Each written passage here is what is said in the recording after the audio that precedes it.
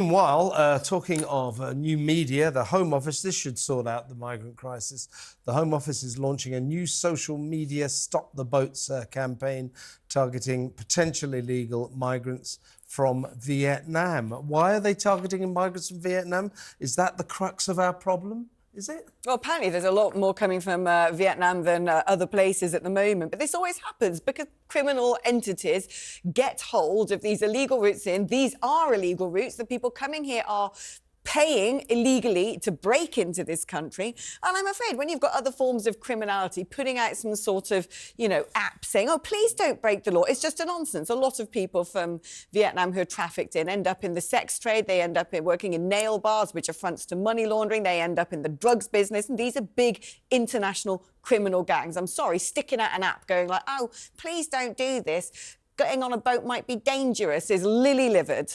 Not that many of them look that Vietnamese, to be honest. Is this going to be enough? It's not going to work, is it? What's the point of this? Well, I think the Home Office has tried to say that it's halted some people sort of coming from Albania. So it's had an impact because it's just making people aware that if you do take that crossing, obviously you can end up losing your life. And the way in which the ad, I think, is put together sort of demonstrates, the perils of that journey. So don't come. But you're right, it's not going to be on its own. Not a game changer, is it? No, I mean, but you need a combination. You need a whole cocktail to stop the boats coming over. And that is partly Rwanda, it's partly more border force, it's partly more French authorities doing their job to stop the boats coming over, of which we give them a significant sum. Be nice to actually stop the boats coming over. Indeed, and don't forget, the reason it's working for Albanians is we can actually return them to their home country. Lots of them we can't. So there's something slightly different about the situation of the Albanians. I'm sure we have a problem with Vietnamese, but I see all these pictures of people coming in.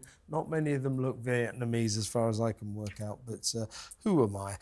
Let's move on. I think also Vietnam, I think the other issue in Vietnam is that I think they make the boats, or they're constructing some of the boats that actually end up coming over across the shores. So it's about making sure that whole chain from Vietnam all the way through to people in Europe who then get on the boat. When it comes to criminals, you just ask them nicely if they can stop being criminals.